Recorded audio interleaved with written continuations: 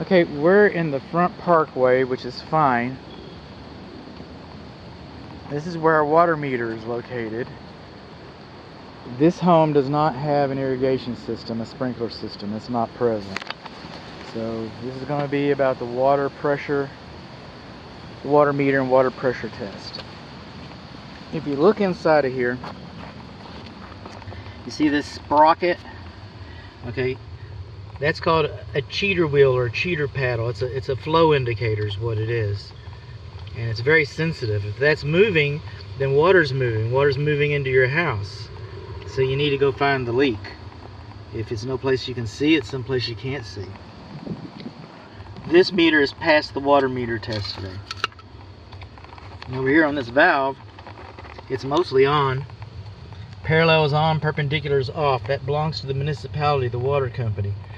You shouldn't rely on that valve. But you might have to. You might have to. I can tell by the way it was only partially open that people have been relying on it. I'll explain that in a moment. You're going to need a key to get in there. I'm just saying.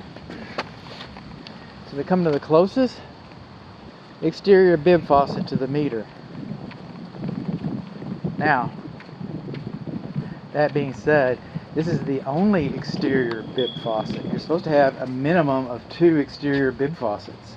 We've got one here in the front, but we don't have one in the back. We got a bunch of brick work that's been patched next to the bathrooms.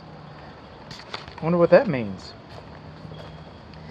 This valve is not properly supported. It should have a rod kind of like that, and it should be insulated to keep it from freezing, and it should have a vacuum breaker. And we're looking for between 40 and 80 psi. So we're coming along here. It looks like we're getting about 70 psi. That's a good thing. We're going to let it sit for a little while because that's what you're supposed to do. I'll come back and get maybe a more accurate or different measurement. These rods are your main water shutoff valves. One for the exterior, one for the interior, I suppose. You can't even, I guess you can, but okay.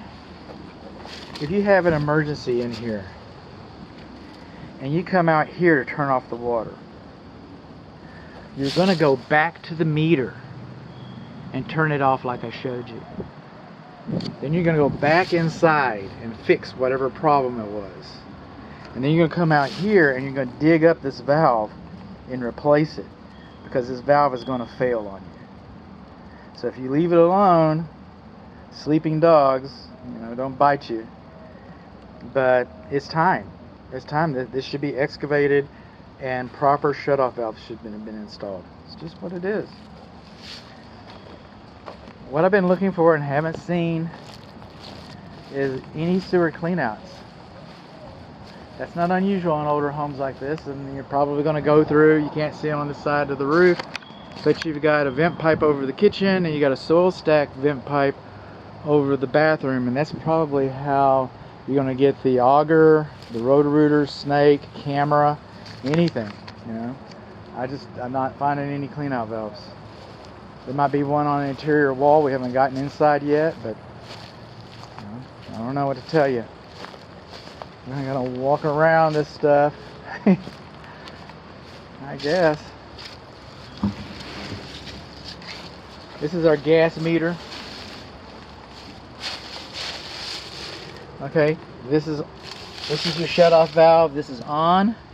This is off. It'd be nice if you had another valve over here so you could isolate it. It takes a wrench, just like the meter. The idea is it's not supposed to take a wrench, but that's acceptable on the gas piping. And coming along here, I guess this was painted at one time. It should be repainted so it doesn't corrode. So our meter should be painted. We're on the east side of the southeast bedroom. So what we learned, our meter supply should be painted. It'd be prudent to budget for replacement of our shutoff valves. We do not have a bib faucet valve on the back side of the house. Let's come back here and check our... Yeah, we're still sitting at about 70.